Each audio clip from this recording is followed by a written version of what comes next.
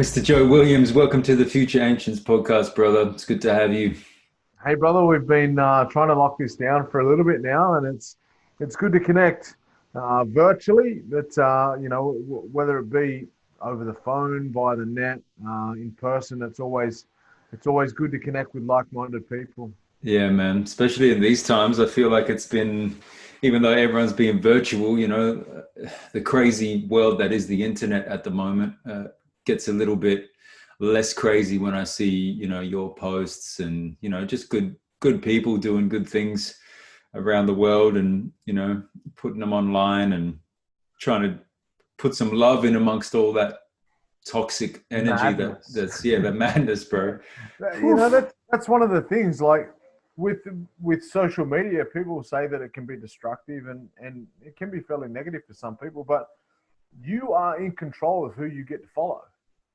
So if you follow, negative and destructive and toxic people, then it's gonna have the effect on you. So, it's always good to connect with people that are in the same space of just trying to empower, bring different light and positivity to so many different aspects of community. Mm. And you've been out on country the last week or so, you were saying? I have, man. For me, being someone who's fairly manically busy, and then busy physically, but also manically busy upstairs in my own head. It always seems to happen at the right time. I just trust the old people, the ancestors, that when I need a rest, I make sure I listen to them, and it happens at all the perfect times that I'm starting to bottom out a little bit when my cup's emptying out, and it's magically that cultural time that I've got to be out on country gets locked away, which is no coincidence in my eyes. Yeah. So where were you? You were saying Northern New South Wales is home for you? Yeah, I was up in. I live in Western New South Wales, so at the moment I live on Wiradjuri country and in out in Dubbo. I'm a Wiradjuri boy, born in Cowra, raised in Wagga, but and ended up here in Dubbo. So with a I guess a 10-year period of down in the city in between, but I've always ventured back to my home turf of Wiradjuri country, and but on the last week I was up with a fairly special elder up at his property. We're doing some cultural burning and just sitting and listening to some beautiful story and connecting to those stories, but also some fairly significant sites of the area as well. So Beautiful, man. that stuff for me, and it makes sense to my story why it makes me so well, is that that same elder, I refer to him a hell of a lot, John Paul Gordon, and he said to me around a fire one night, he said, "You're not mentally ill. I don't care what the doctors tell you. You're spiritually ill. And as soon as you heal your spirit, that's when you get well. And you heal your spirit on country." And he was right, like I feel myself every time I start to, as I said, flatten out or empty that cup, spiritually, I get back to doing the most simple things culturally, and those most simple things are the things that are most effective for me spiritually. And I feel so much of what's wrong with the world at the moment can be healed through country, and when I'm in Greece in my grandfather's village, something I can't explain. And I do get, the people that live on this country that's now called Australia. Also, we benefit from the energies and the goodness that is, this beautiful nation, this beautiful country. The nature here is healing. And I would say that being from a Greek background, when I'm in Greece and when I'm in the village and when I'm speaking my language and I'm connecting with my culture, there's another layer of spiritual healing that I get to experience as well. And so much of what's wrong, I think, with today's world is that we're destroying that. Like, it's become a commodity. We're using it to bottle it up and sell it, whether it's being sold as coal or being sold as gas or being sold as, the water's being sold out of the land or whatever it is. And more and more we see this connection with land being rare. And when I've traveled around the world, I've been in Beijing, there's 25 million people in Beijing, the same as Australia in one city. And there's such a disconnect from country. There's such a disconnect from nature that you can see the ill health happening, and we can see it in Australia too. But all over the planet, there's just this disconnection from land, from nature, and again that is manifesting as what's being called mental health or mental illness. And so instead of reconnecting the country, protecting our nature, being sustainable with our natural resources, we take ourselves away from nature. We live in an apartment block in the middle of a massive city, and when we have a mental illness, we take a pill, and it's meant to fix it all, And they call the sick ones crazy, right? Right. Like that analogy that you just gave me is one of the most insane things I've ever heard.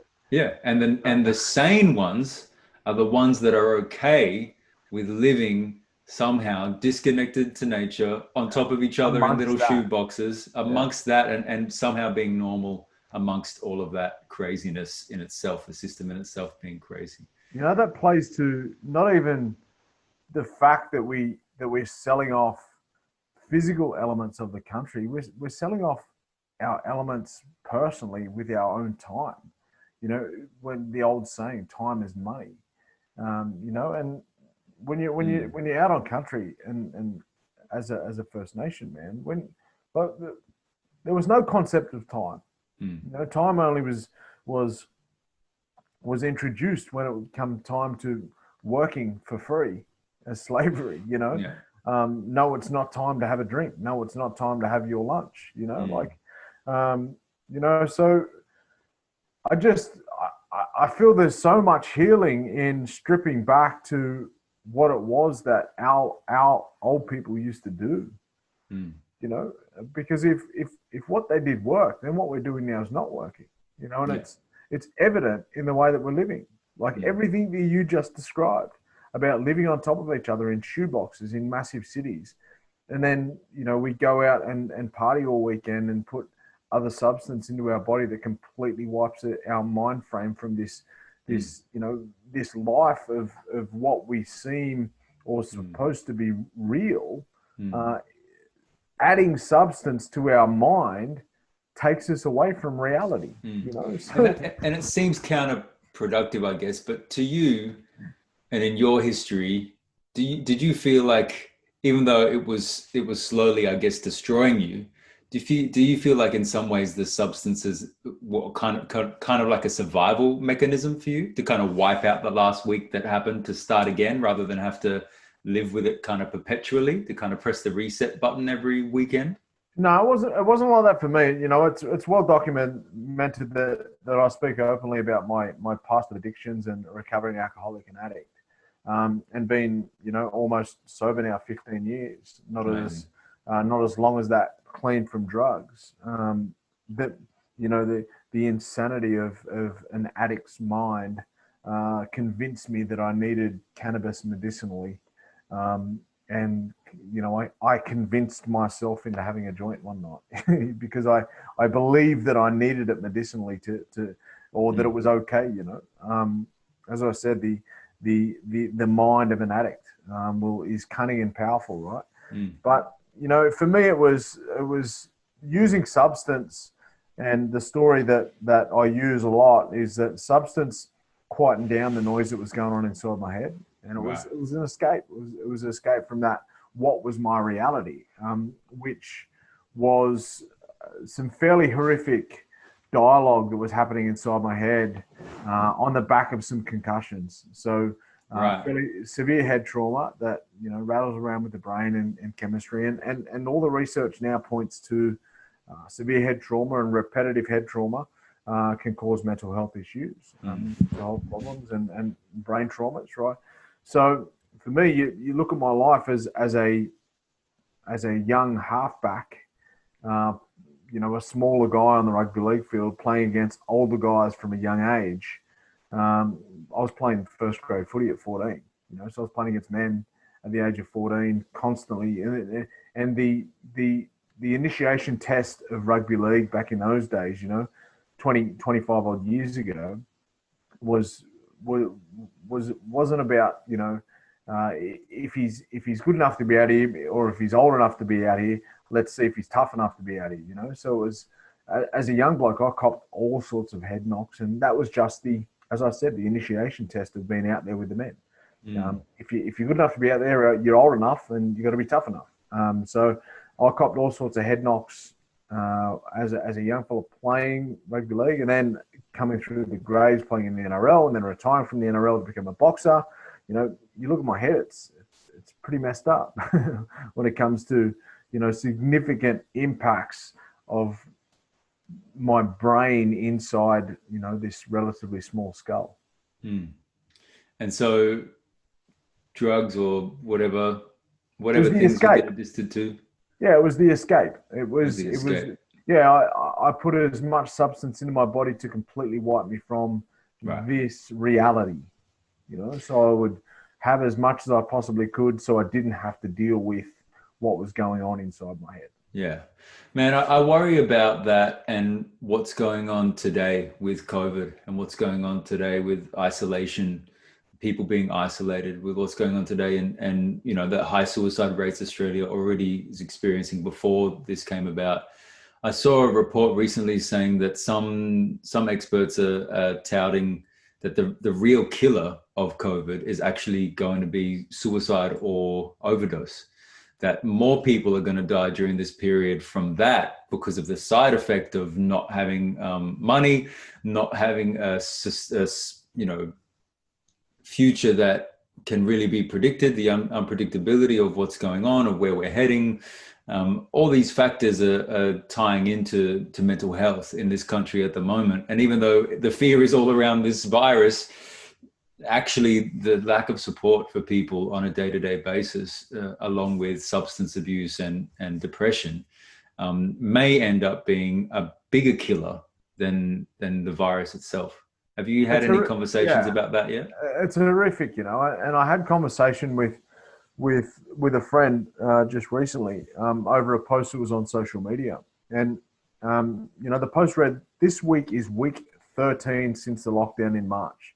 1,000 people in Australia have died by suicide that you don't hear about on the news. That's 76 people a week more than COVID."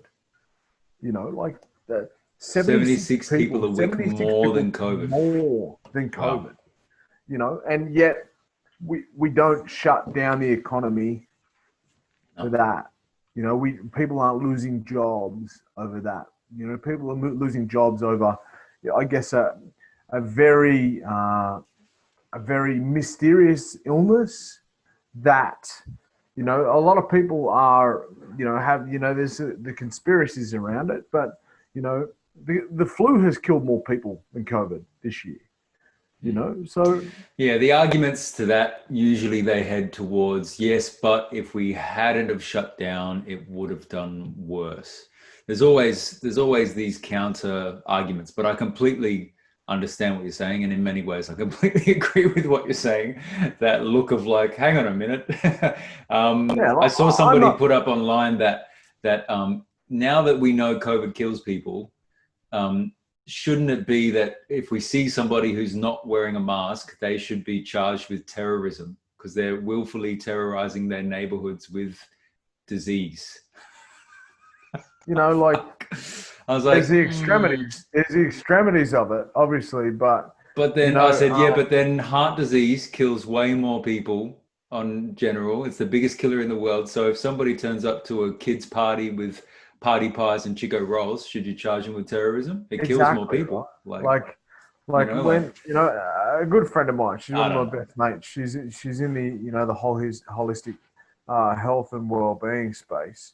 You know, and whilst, you know, she doesn't discount the fact that COVID is a serious issue, which it is in a lot of communities. You know, she hammers on more about let's boost our immune system.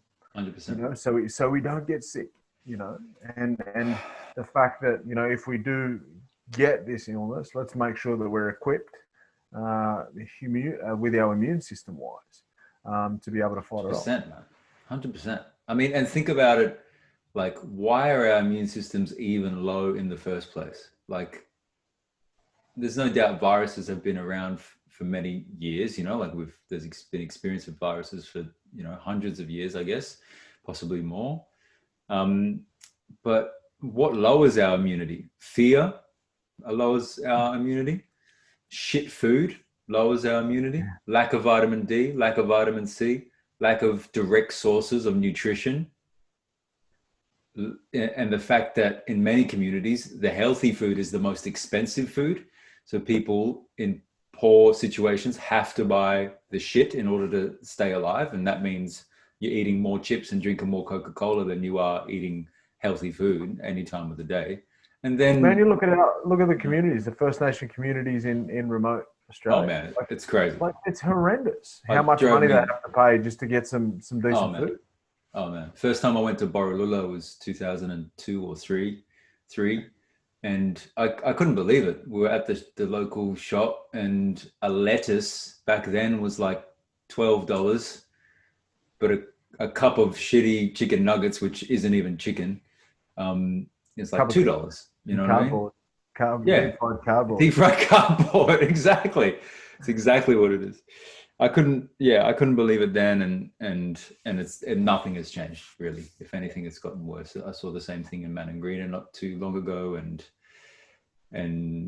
the same story. And I recently read an article about a community in WA. I can't remember exactly where the government owns the store in the community, and the prices for the food in that store are like triple what they would cost in Perth. So then locals take the card that has money on it from the government. Half of that card has to be used at this particular shop, but they charge triple. So then they get that money back even quicker than when they give it. It begs the question: does the government really want to close the gap? No. You know, when it comes to close the gap, a lot of people think, and for listeners, a lot of people think that close the gap is about closing the gap between non-Indigenous Australia and First Nation Australia. No, that's not what closing the gap was about. Closing the gap was about health rates, you know, life expectancy. Closing the gap between non-Indigenous and First Nation people's health rates, rather than, you know, the racism that we see or the indifference that we see of opinion in community. It's about helping people to be on a level playing field. It honestly, like, I sit back sometimes and I go, you know what? Aboriginal people are a business. We make a shitload of people rich. You know? I can't even imagine how frustrating it must be for you. Why on earth would the government want us to be well? Why on earth would the government want us to be self-empowered? You know, like, it makes no sense. In the end, in any situation of this kind of conversation around, you know, creative cultural development, community development work, blah, blah, blah, anyone that enters into a space and that is going to be there for a period of time, if they're not working towards putting themselves out of a job and bringing members of community into that job, then they're not actually working towards sustainable change. I've said it, and you know, I was lucky enough to be co-winner of the Australian Mental Health Prize last year with Christine Morgan, and it was presented by the Prime Minister. And you know, when with my acceptance speech, I got up there and said, my ideal goal is to work myself out of a job. 100%. So I don't have to be in community talking about mental health breaks. I don't have to be in community talking about suicide. Yeah. I don't have to be in community trying to empower people with these type of, you know, life decisions. You know, we don't want to be in this situation. I don't want to be in this job, and you know, that's for sure. Yeah, but when it becomes an industry, and whether it's a sinister white supremacist racist intention or not, and that can be argued, and I think that there is that does exist, but does it exist across the board, and is every single person involved thinking in that way, and is it some, you know, sinister mafia that goes on in its processes with that in mind 100% all of the time? I'm not 100% sure about that. I'm not sold on that. No, but I do think there's a hell of a lot of people that want to see good in community. Yes, but these systems themselves, when they get set up and become an industry, they can't work towards, you know, self demolition. You know, they can't work towards, you know, working themselves out of a job. When you know, same example, but when I did first go to Borroloola, every single job of power, every single position of power in that community was held by a white person. And if it was held by a black person, it was ticking a box of having an Aboriginal person in that role. But usually that Aboriginal person was not from that community. They were from another community. So they could still kind of toe the line of what white fellas in that community wanted without getting involved with the politics and the movement of people on the ground.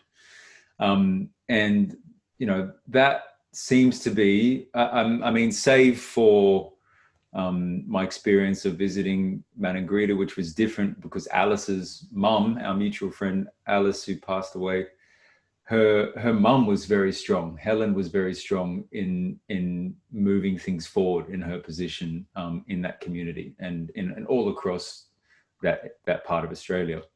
But, you know, and there's definitely communities, you know, that are different. But for the most part, if there's non-Aboriginal people in communities that are not working towards putting themselves out of a job and making that community autonomous and able to make its own decisions, then yeah, it does seem like white supremacy.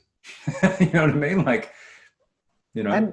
And people have, and I guess a separate topic, but people have the ideology of white supremacy wrong as well. Is that people think that, you know, white supremacy is about racism and about, you know, but it's the ideology that where white supremacy started was about seeing the race of white people more supreme than anyone else, you know, or above anyone else. That's what, you know, the I guess the meaning behind what white supremacy is. And people think, oh, it's, you know, that's just extreme racism. No. It's a hell of a lot deeper than that. It's a genetic conditioning of thought process that makes people genuinely believe that they are above. You know, we see it with systems, you know, right across the country. And I think it's really important to also separate the difference, for me, and what I've been learning and seeing over the years, between white people and whiteness. So a lot of people get offended when we talk about whiteness or white supremacy or white racism or whatever that might be. Or even privilege. People get offended by the word privilege. Yeah, it's super funny. It doesn't, like, to me, it doesn't, I in no way put every single white person in existence on the planet in the same box as whiteness or white supremacy. It never means the same thing for me. To me, whiteness is the mafia.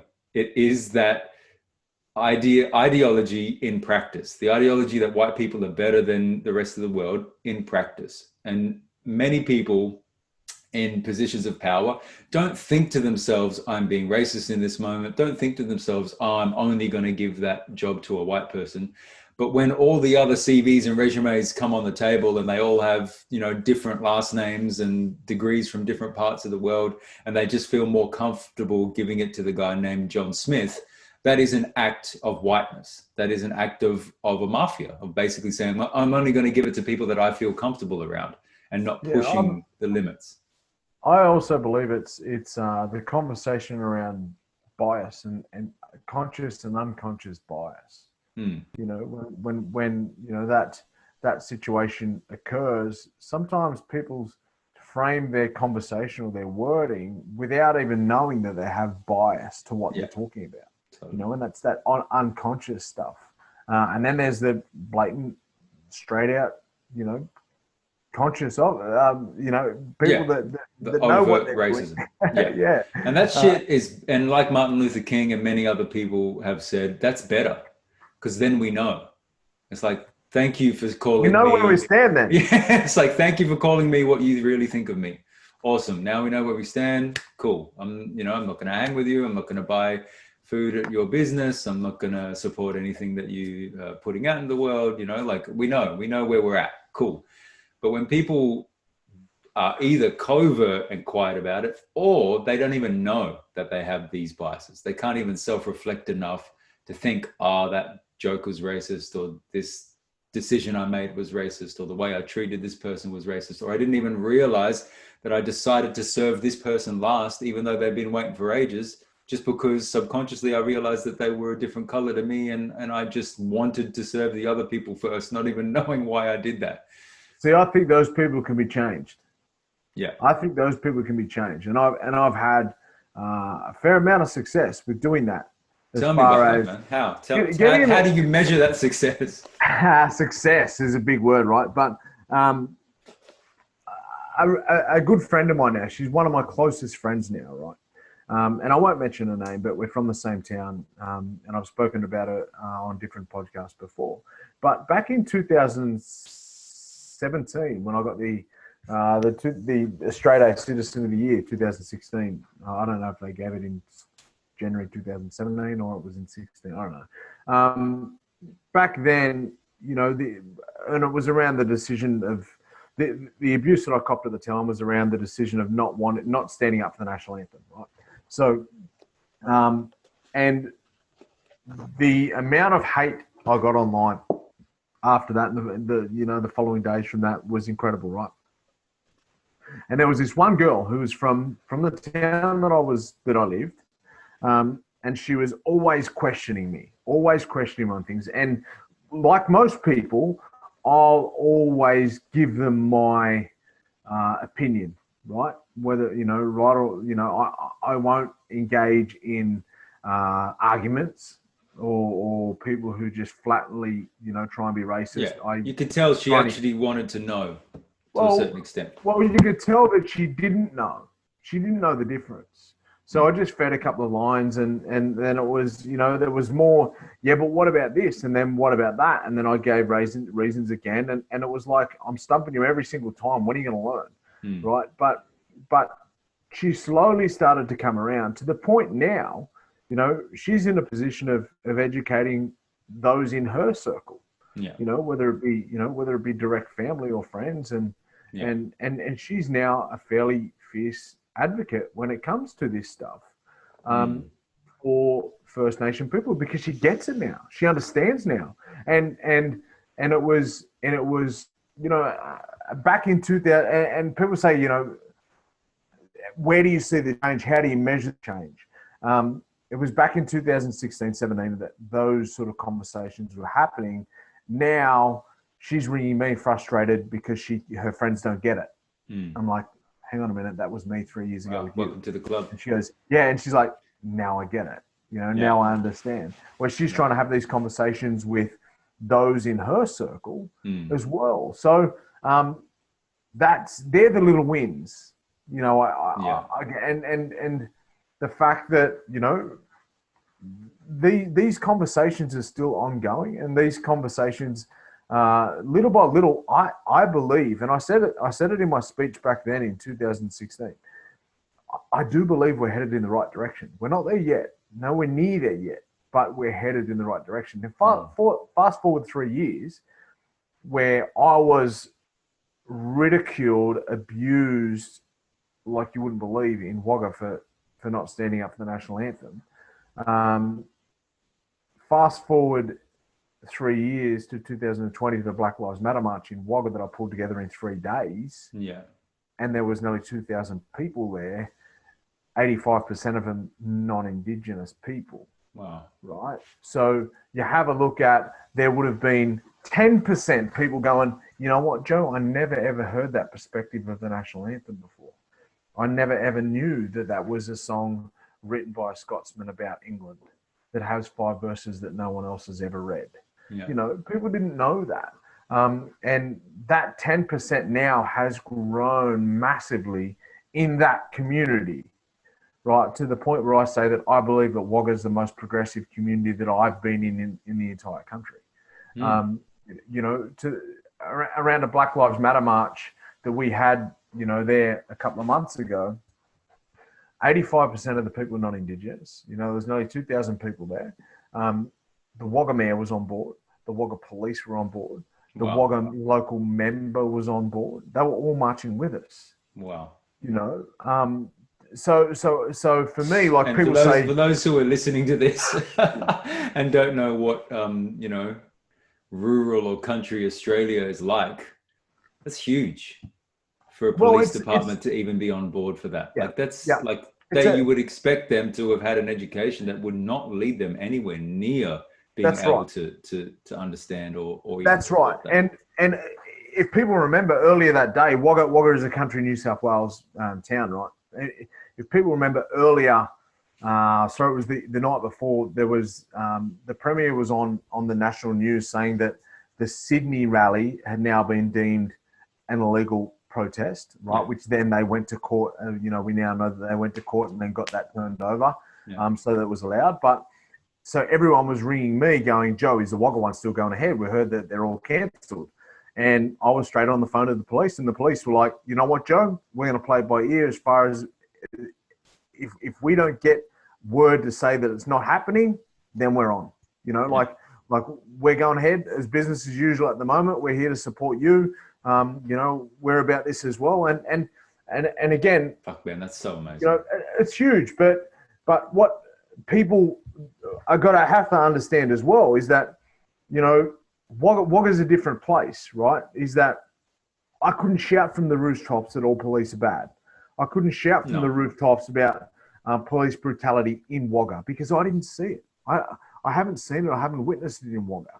I'm sure that it probably is there without a doubt. But to me and to the experiences of the people of Wagga at the time, that the police have always been welcoming. The local member, who was a doctor, so the first person to say if it was an issue with COVID, he would have been the first one to say it. He was a doctor and he was there marching with us on the front line. Yeah. So I see that. Another example I see about the country moving forward is back in the year 2000, when Kathy Freeman ran with the Aboriginal flag for the Olympics, when she won the gold medal, certain members of the Australian Olympic Committee almost had heart conniptions. Fast forward to the Commonwealth Games opening ceremony in Melbourne, and the entire opening ceremony is about Aboriginal culture. Yeah. So in well, even comparing the last Commonwealth Games in Australia and the protests that went on during that, compared to this Commonwealth Games in Australia, and I understand that there were still protests outside, and I support that as well. I think there needs to be both. 100%. I get that, and I support that, and protesting the Commonwealth, 100%. I'm about that as well, because we are sovereign people. Over 500 separate individual nations, sovereign people within this country. So I get that, and I understood that, but. What I was saying to the wider audience who say that we aren't moving forward, I believe at snail pace we are. It don't have to be. It don't have to be at a rate of knots, man. We've had and we've been in this fight for 230 years. The amount of change that I've seen personally in the past 15. In the past 10, in the past 5 years, totally has been huge. It has been huge, man. Even I wasn't, and I only came to this as an adult kind of thing, like I graduated high school. I went to I did an arts degree. I sat in my first anthropology class or Indigenous studies class, and I just went, holy fuck, they didn't teach us shit, did they? I just sat there and just went, yeah, my schooling has been 10% of what I need to know. I'm just going to stick around and learn as much as I fucking can.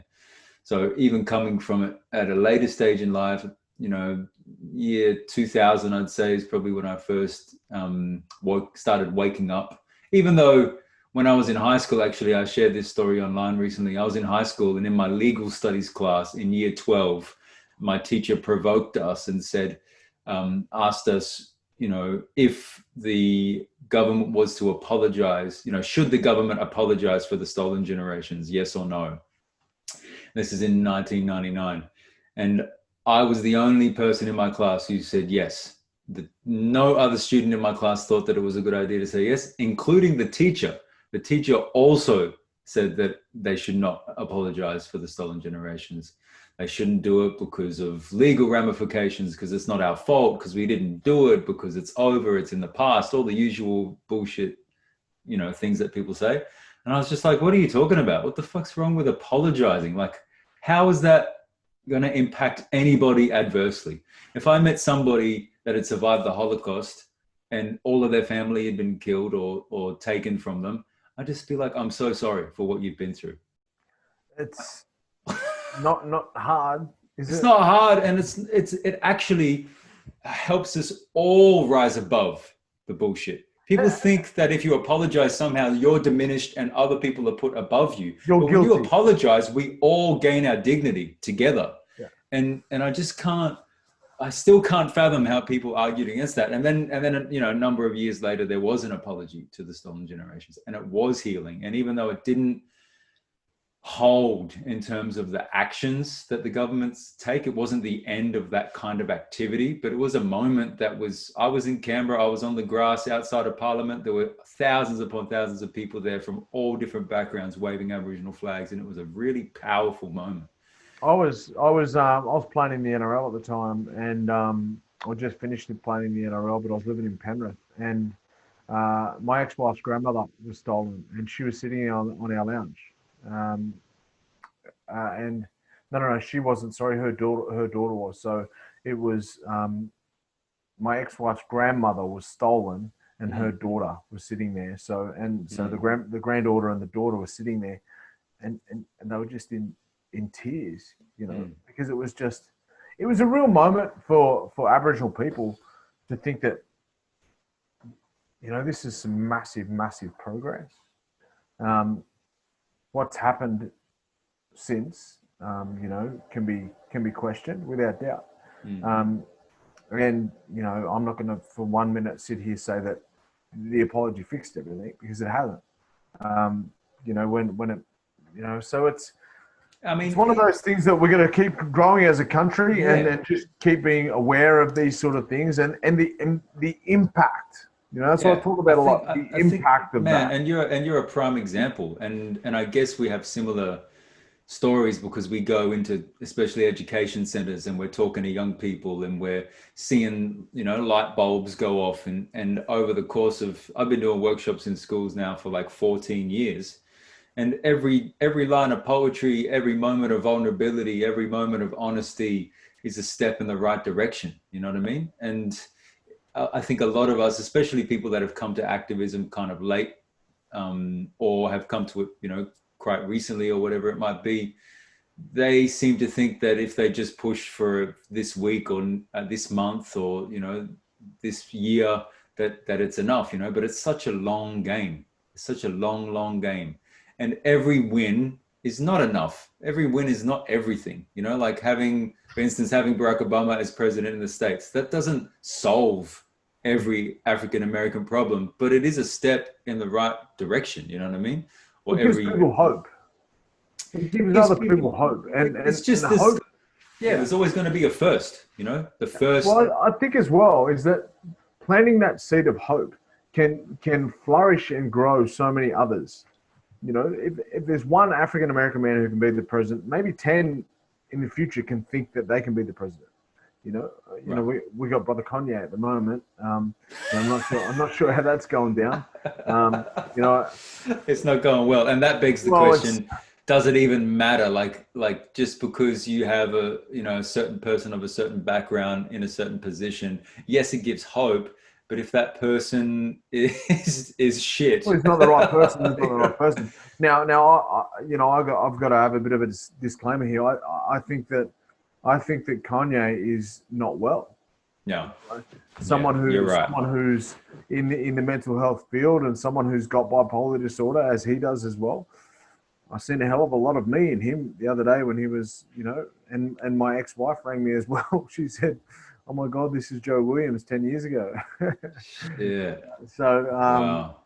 Yeah, like I get it, and I feel for the guy, because you're right, man. You're right. We shouldn't be making fun of him. It is actually serious. He does.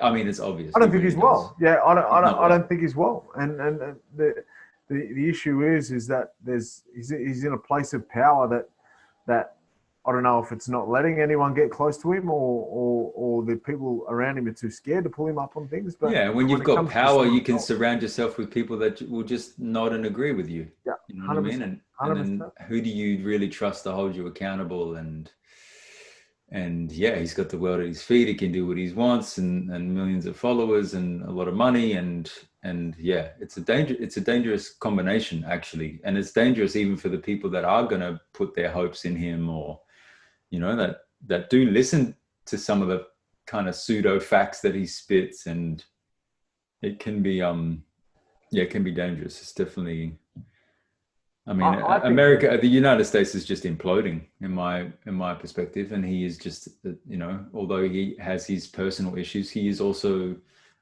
you know, a symptom of such a massive product. A product of something bigger. Oh, so much bigger. Yeah. And there's so many of them.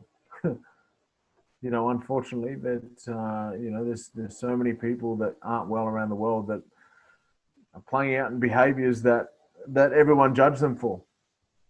Yeah, and that brings us to the next conversation, I guess, which is, you've already touched on it a bit, but about like online cancelling people's careers and cancelling people for having done this or done that. How did you deal with all that hate that you got online for not standing for the national ovation, man? Did you just switch off? You just like, I'm off socials for a while, or how did you deal with that? No, look, you know, it drained me a hell of a lot. I won't lie, and it gave me some good tools for times of now. You know, so a close friend of mine, he said to me, "Why do you respond to people? Why do you respond to everyone? Because it's just draining your spirit." He said, "Brother, you've got a platform now. Start the argument and let the followers take it up for you. You don't need to engage in these people that have got, you know, bot accounts and trolled accounts that they're just, you know, all they're doing is trying to get under your skin. You know, you don't need to do that." Yeah. And so you stopped. For me now, I don't engage. You know, like I've got my personal pages. I deleted my Facebook. You know, I'm lucky enough that I've got a team around me that can control some of the business stuff that I do on my social media accounts. You know, and it can be a dangerous place. Yeah. And again, I keep my spirit safe before I do anything. You know, you know, when I'm starting to get trolled, all that sort of stuff. You know, and these people, I wouldn't know them if I walked past them in the street, and they wouldn't have, you know, the courage to say it to me in the street. And if they did have the courage to say it to me in the street, I'll be happy to have a conversation with them. That's the sort of person I am. I'm not an aggressive person. At the end of the day, I'm okay if people disagree with me. I just agree to disagree with people. Yeah. For me, I don't. Arguments, I think, are a place of ego. You know, because, you know, when we have an argument with someone and we're trying to push our opinion down their throat more than their opinion, and our opinion means more than their opinion, then that's coming from a place of ego. So at the end of the day, I've just got an opinion, and if people disagree with those opinions, then I'm cool with that because it's mine. Man, it's a really important way of looking at things, because I remember in Greece, actually, about 5 or 6 years ago, a neo-Nazi party kind of raised its head in Greece and became the third most popular political party in Greece, called Golden Dawn. They're a neo-Nazi party, and they got into parliament. Like, they were making decisions. They were doing shit. We've got one of those in parliament now, don't we? I think we've got a few. And so when they got in, this really bright kind of he's the finance minister. He was at the time, Yanis Varoufakis, a really famous, smart, left-leaning, incredible dude. He was answering calls. People were saying, we need to kick them out. We need to shut them down. We need to stop their voices from being heard. We need to ignore them in parliament. We need to, you know, like, cancel this neo-Nazi party. And he was like, you know what? I fully understand the idea behind that. But actually what is more powerful is to let them sit there and to argue against them with clarity publicly in the midst of a democracy, and show the world, show the rest of Greece just how stupid their ideas are, just how unfounded their theories are, and just how impossible their ideas are in terms of how to run a country. And eventually that's what happened. It took a while. It took like 5 years, but now they don't have any power in the government anymore. They've basically shut up shop. They don't exist anymore as a political party, and they've gone, they're kind of disappearing. So it took 5 years, but it was a public debate that made it work, that made them shut down. If you just push them down and try and silence them, they obviously get bigger because they think that they've got some power over you because you can't even listen to them. And I know that people don't want to hear that when it comes to people like Andrew Bolt and things like that. Mm-hmm. But I think it's important to argue with these people publicly and show them that they're fucking idiots. I know that there's a limit to that, you know, like if they're just going to get up, if what's her name, if Pauline Hanson's just going to get up and act like a complete fool like she did on the Today Show or whatever it was recently, I agree that there's a limit, you know what I mean? Like they can't just get on and be complete, you know, basically just over racist all day and all night. That's not an argument. That's just being prejudiced 24/7. But if they think that they have these really smart arguments of shutting people down, of stopping immigration, of stopping the refugees, of, you know, all this maltreatment of people, and that it's a legitimate political ideology, then come and have the conversation with us and we'll have the argument with you until it's done, until everybody realizes that it's a load of shit. See, the thing I've always been taught and told, and this is why racism, I have a different perspective on racism, and, you know, and it come from some education from my dad. I got into a fight at a young age at school, and, you know, being a boxer later on in my life, I could handle myself as a young fellow all right. And when I come home, I got suspended from school, and Dad said, "What happened at school today?" I said, "I got suspended." He said, "Why?" I said, "Because a guy called me a black cunt, and, you know, we got in a punch up." And he goes, "All right, I want to ask you some really important questions." He said, "Firstly, did you win?" And I was like, you know, the most important question, right, Dad? And he goes, the answer was? I said, "I did all right." I did all right. And then he goes, "Now I want to ask you the most important question. What color are you?" And I said, and I thought my dad would have my back 100% on this, right? Because racism isn't acceptable on any measure. And he said, "What color are you?" And I said, "I'm black." And he said, "So you belted a kid for telling the truth." And it really hit me.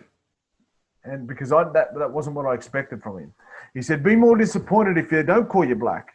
He said, "Be more upset if they call you otherwise." He said, "But you've got to learn one thing. You'll never, ever beat racism with violence. You'll only ever beat racism with intelligence and facts." So from then on, racism hasn't affected me, because if somebody calls me, I take racism literal, right? So if somebody calls me a black cunt, well, yes, I am black. I'll be offended that they call me otherwise, a cunt, right? Or if somebody calls me, you know, I get when some people get called a black dog. Well, one, I am black, yes, but I'm not a dog, you know. So I take things like that very literal. So it doesn't affect me. And I get if that. Someone calls you an asshole, you're just like, what are you? I'm just like, well, I'm actually not. I have one, but yeah, I'm much more than that. That's literally how I've trained myself. That's how I've trained myself to come up against this sort of stuff. Nice. People are like, you know, you're an Abo doll bludger. Well, I'm Aboriginal and I work more than most people.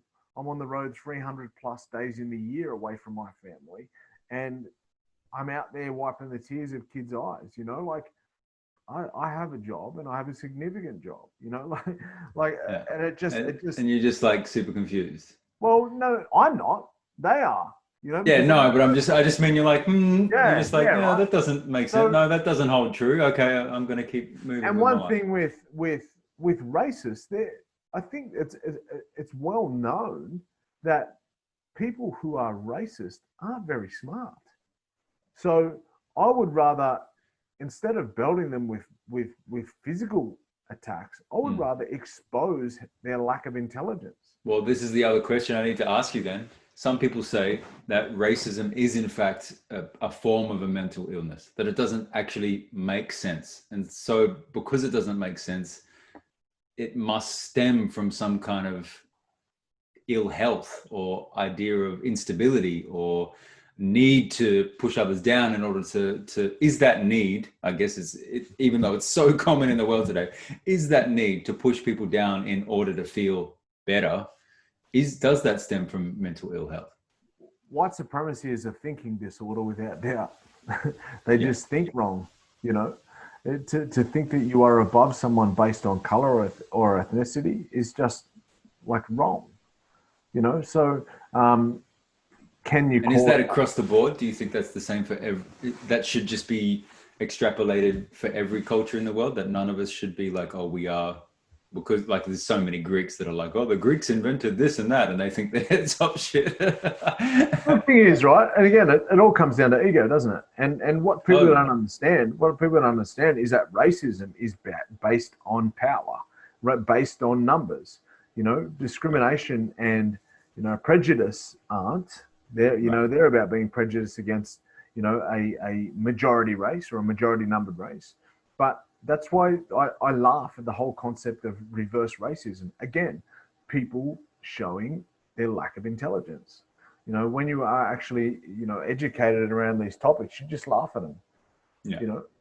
I think it's a really important discussion because that people don't realize that all cultures, all people, all human beings have the propensity to be prejudiced. We can all be prejudiced, whether we're, oppressed or not, whether we're rich, whether we're in power or we're not in power. We have the propensity to be prejudiced against each other, depending on, ageism, sexism, racism, whatever it might be, classism. But if it doesn't coincide with power, then it doesn't equal racism.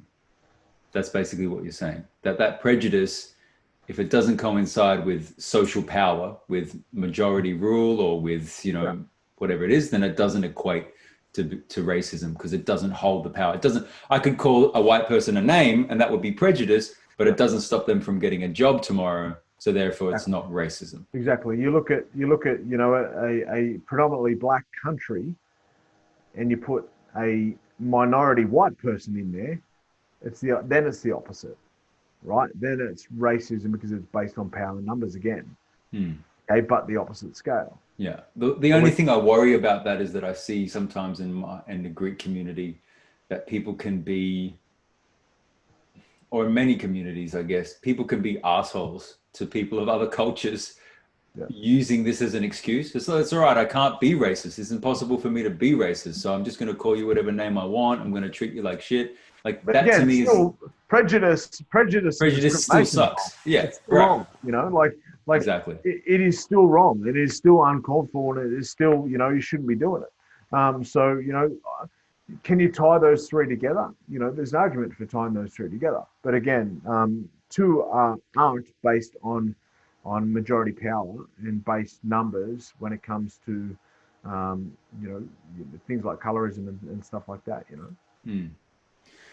Yeah, and there's just so much to be said. I mean, any elders that I've spoken to, of whatever background they might be, they all seem to come back to compassion. They all seem to come back to, you know what, like fuck all this shit.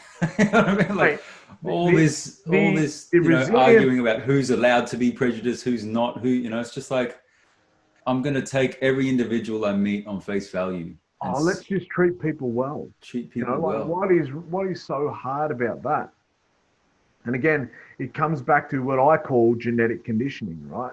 Is that the first people who got off the boats in Australia genuinely were thought and told that they were above the black race. So they taught their kids that, and then they taught their kids that, and then slavery happened, and they taught their kids that, and then what they see is what they do, and then they teach their kids that, and then this is where we are, right? Yeah. So it is genetically imprinted to believe that they are above people of color. I don't blame people for that. I empathize with people that they are born into a system that affects their brain like that. Yeah. And also in this moment of awakening, although I would like to hold every individual to account that they should have educated themselves by now, when it is intergenerational, just like the trauma that they cause is intergenerational, so is the racism that caused it intergenerational. That's why I call it genetic conditioning, right? It takes generations to undo. Yeah, it's genetically conditioned into people. All right. So again, whilst we may not have a choice in the things that we inherit, we definitely have a choice in the choices and decisions that we make now. 100%. You know, and what that is doing is then retraining the genetics and hopefully putting a positive spin on the conditioning moving forward. Me with alcoholism, you know, I my kids have never seen me drink, you know, so I'm having that. That's I'm doing the best I can to normalize not drinking, rather than the other way. Right. And so, and through that, every generation is healed. Every generation heals a little bit more. Every generation is hopefully less racist, less reliant on toxicity, less reliant on prejudice to make themselves feel good, more educated, more healthy.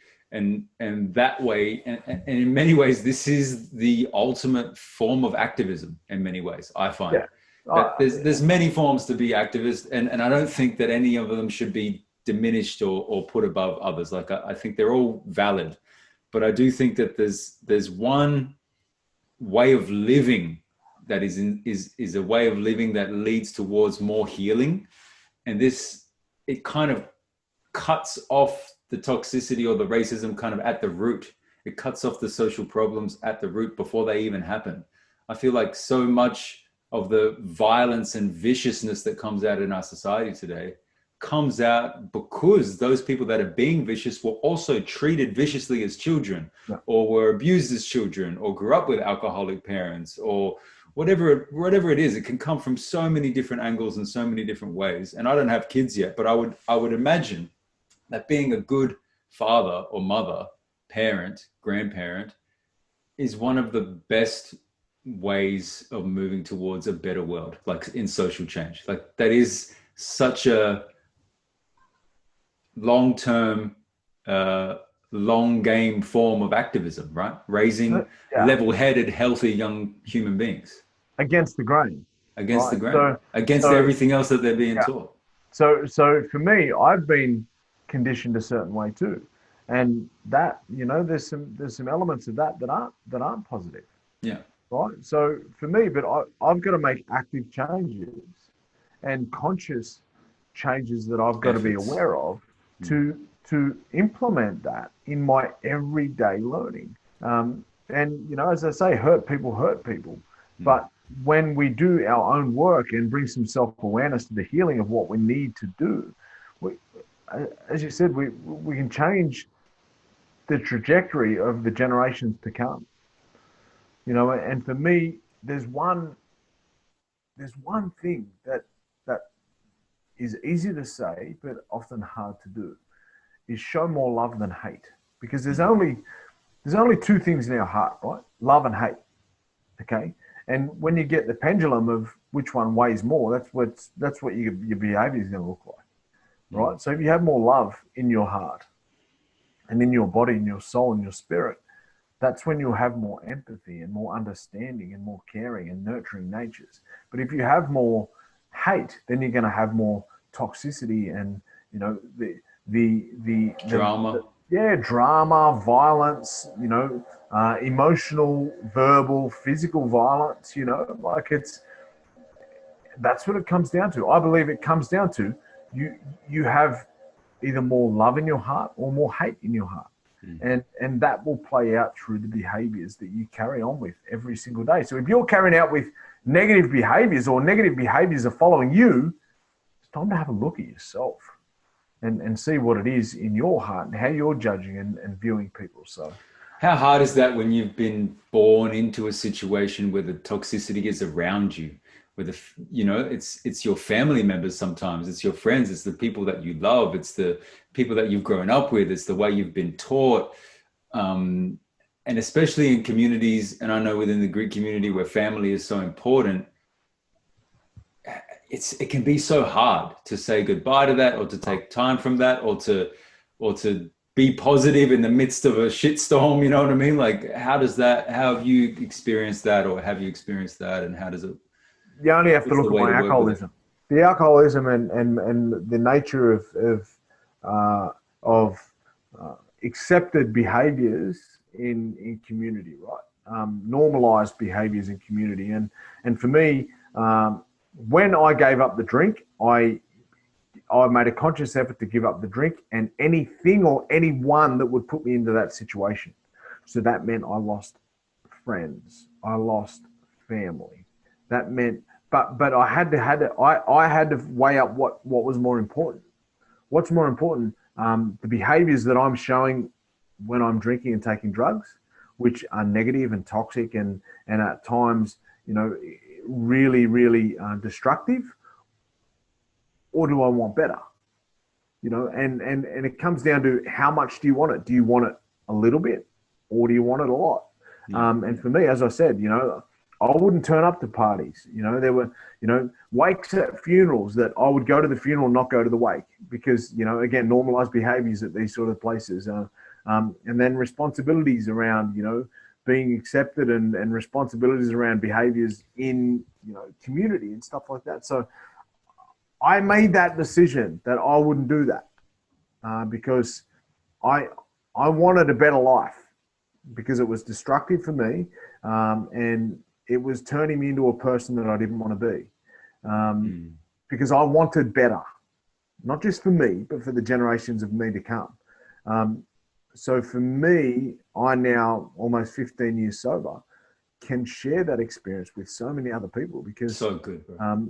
And you must be just getting so much more shit done, and just thinking so much more clearly means making way less mistakes and way less regret and so much more productivity. Yes. Thinking clearly, yes, but not, I'm not saving more money, because you always find other vices,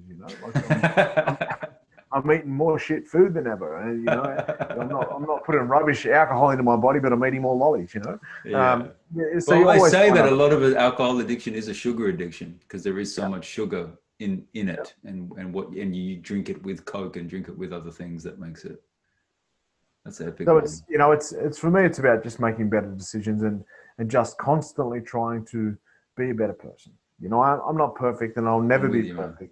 Never be perfect. I've made this, decisions that have put me in compromising positions in my past, and there may be issues and decisions that I make like that in my future. I won't ever profess to be perfect, but I will profess to do the best I can in each situation. Totally. And to wake up every morning and go, all right, how can I better myself just a little bit today? What can I learn today? How can I be good to other people today? What am I working on these days? Like just this way of life that is just, I'm facing myself in the mirror every day. And it's not out of some kind of masochistic kind of like, self-hate, where it's like, I need to change myself because I hate who I am. It's like, it's out of self-love and the knowledge that you can be better at the same time. Well, it's the want for you can be better. And then you just ask yourself, how much do you want it? Do you want it a lot, or do you want it only a little bit? And then you'll make your decisions accordingly. Totally. I appreciate you, man. Thank you so much for taking the time to hang and chat and spend time. Always a pleasure, brother. Always a pleasure. Insightful conversations and deep conversations always challenge my thinking, which is, we can go through this world and be autonomous just with the world and have the conversations that everyone has. Yeah. But, when we meet someone and connect with people that challenge our perspective and point of view, I think that's where there's growth. Totally. And for me, I love having these deeper intellectual conversations, because, it always brings out, you always got to be sharp when you're talking to a smart dude, man. You always got to be on. Yeah, man. And that's good. My dad said to someone recently, right? Because, I'll back myself. I'm a kid who didn't pass a single subject at school except music. All right. But I know that I'm a smart dude when it Yeah. comes to talking, and I know that I'm informed because I do my work. Yeah. Right? And my dad, somebody said to Dad, "How do you connect with Joe? You know, what's the best way to connect with Joe? You know, what's the best things you can talk about?" My dad said, "Don't go up and try and talk in long words and sound smart to Joe, because Joe's defense will come up straight away, and he knows that he has to be on. You don't want him on, man, because he'll beat you." Dad said, "Just go up and talk about footy or shape up to him with boxing. It's You the know, it's the break his competitive wall. spirit. Yeah, break his wall down straight away." He said, Well, I "You go almost up and try started and this. outsmart him." I almost started this whole conversation with asking you whether you're a UFC fan. I'm not. I'm No. not. No, I love the art of boxing. You know, Yeah. being an ex-boxer, I love the art of boxing. For me, UFC is a little too brutal for me. It sounds funny coming from an ex-boxer. Yeah. But for me, I love the art and the athleticism of all combat sport, but I love the art form of boxing. Yeah. I love UFC until the point the guy's on the ground stiff. Well, And when then- they're stiff and can still jump And on then them. they keep hitting and they keep Like, jumping on them. Then I'm like, oh man, I hate this sport. Man, someone with a brain- everything someone- up until that point, I'm into it. So for me, as someone with a brain injury that, you know, struggles to remember yesterday, that just triggers me massively because I know the impacts it's doing to the brain. Yeah, that's crazy, man. Yeah, it's becoming a huge, especially in this COVID time, it's becoming a huge sport, and it's overtaking a lot of different sports, and it's even overtaking boxing in many ways because boxing can't seem to get their act together to have something that unified and constant and regular. And so, yeah, many people are getting into it. I'm sure there's many younger generations that are now looking to it as their path. But yeah, I do worry about that part of it, how brutal it can be, and the lack of protection around that. The best protection is to get your head out of the road. Best protection is to not get in the ring. Not get hit. Thanks always, brother. Thanks, brother. Appreciate you, man. You take it easy, man. You too, man. Peace.